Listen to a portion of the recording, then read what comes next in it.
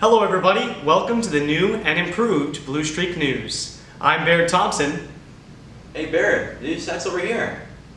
Oh, really? Yeah. My bad. And I'm Nate Ribner. We have made many changes to the set and the way that we go about reporting news. We are bringing you pre-recorded broadcasts this year instead of going live.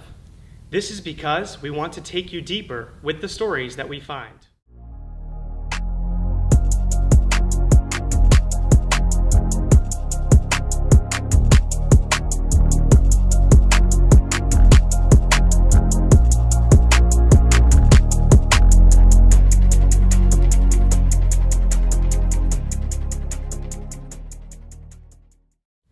There are students in this school who do some extraordinary things when they are not at school.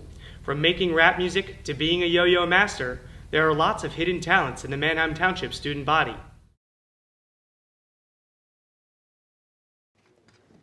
In this episode of Skill Seekers, we interview Cameron Horst, a rock climber at Township who has traveled to different climbing locations around the world. How'd you get into the skill of climbing? From my parents. My dad and my mom were into rock climbing a lot, so I kind of grew up doing it with them. I started probably when I was around 2 or 3 years old. My parents always went on climbing trips when I was younger, so I kind of just started getting into it at a young age because kids are natural born climbers. And Cameron is looking to make this a future career with the skill set and experience and believes climbing is really taking off. You may at first think, oh, rock climbing can't be a career, but the sport has really taken off and it's in the Olympics, and there's a few big movies coming out around this time about climbing, so it's getting to be a really big industry, and with my family's name and my skill set, I can hopefully make this a career. His family climbs, and he likes to climb with his friends out west. My brother climbs, and I have a lot of climbing friends, but most of my climbing friends are from out west in like Colorado and California and Wyoming, and so in the summers I travel out there and climb with them a lot. Cameron feels climbing is freeing and gives him a new perspective on life. It's very challenging. It's a very intense sport mentally and physically, so you get a really good experience from doing that. Do you attend events or competitions? When I was younger, I did a lot of competitions, and as I got older, I found out they weren't my thing because indoor climbing is a lot different than outdoor climbing, so I like to do outdoor climbing more. And maybe in the future I'll get back into competition climbing, but for now I strictly climb outside. Unless I'm training, I climb inside. Unfortunately, in Pennsylvania, there's not many outdoor places to climb. There is a few, but the quality of them and the quantity of the climbs to do isn't that extensive. So in the spring I travel a lot to West Virginia and Kentucky because two of the biggest climbing areas in the eastern United States are in West Virginia and Kentucky.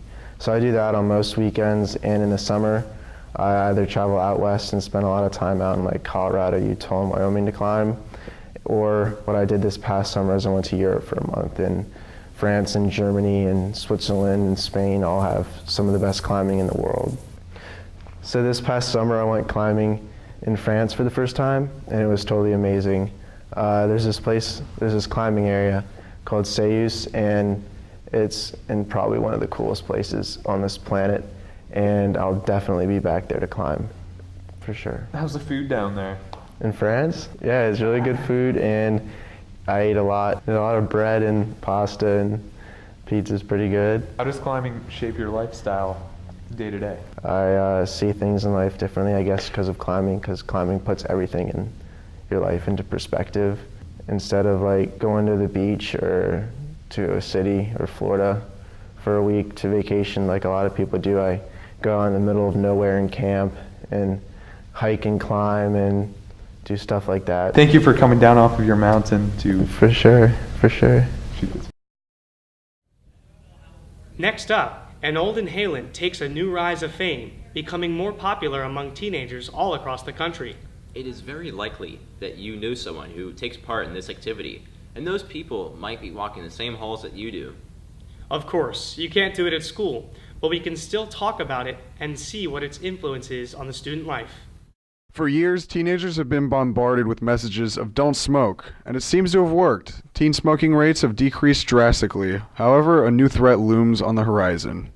Vaping. It's more discreet than smoking and seems to have struck a chord with teenagers in schools everywhere. In fact, 16.2% of 12th graders vape compared to the 11.4% who use cigarettes. That's 3 out of every 20 seniors.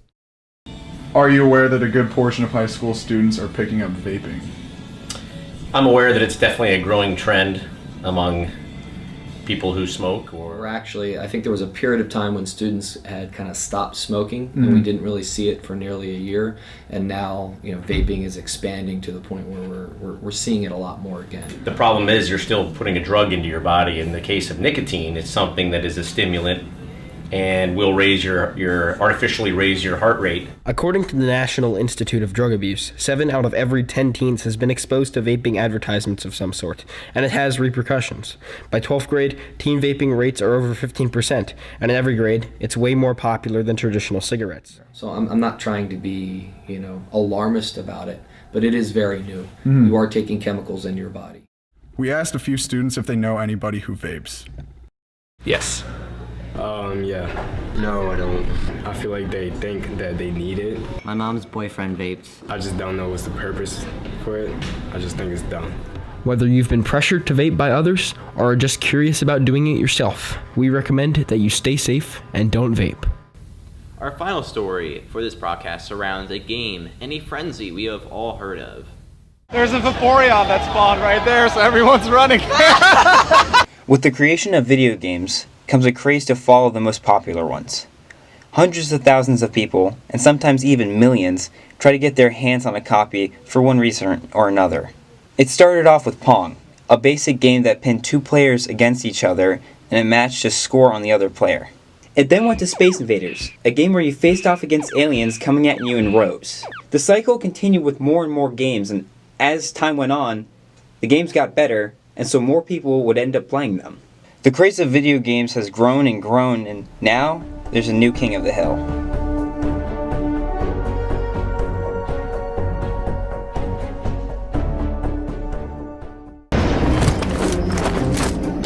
You've probably heard of Fortnite by now, the mass multiplayer battle royale game that took the world by storm this year.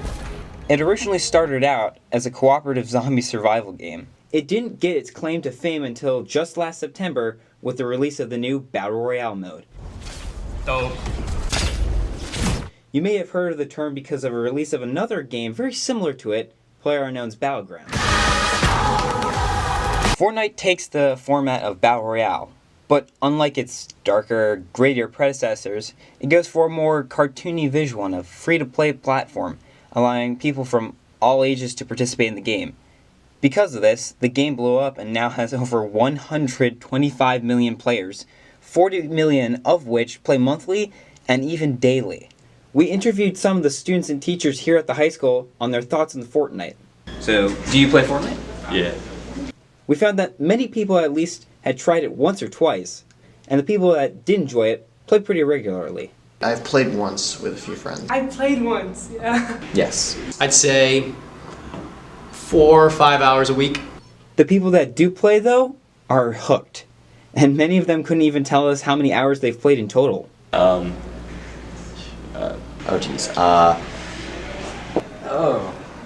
like a couple days worth of hours. I don't know, that's probably a lot. Like a 120 or something. I have literally no idea. One thing practically everyone has in common, though, is that they've all played it with their friends and really have enjoyed the experience of the game. Cause I like to play it with my friends. You find it enjoyable? It's a good way to spend time with your friends? Yeah, it's fun. Yeah. Yeah, it was with my friends. You'd say that's an enjoyable experience? It was an enjoyable experience. Okay. Playing it? Yeah. Playing with friends? Absolutely. Yes. The game brings friends together in an epic online battle royale that many enjoy. Maybe this game isn't as bad as many make it out to be. But until next time, I'll see you on the battle bus. Thank you for joining us for today's broadcast of the Blue Streak News. We hope that you learned more about what is happening at your school, and stay tuned for the next broadcast.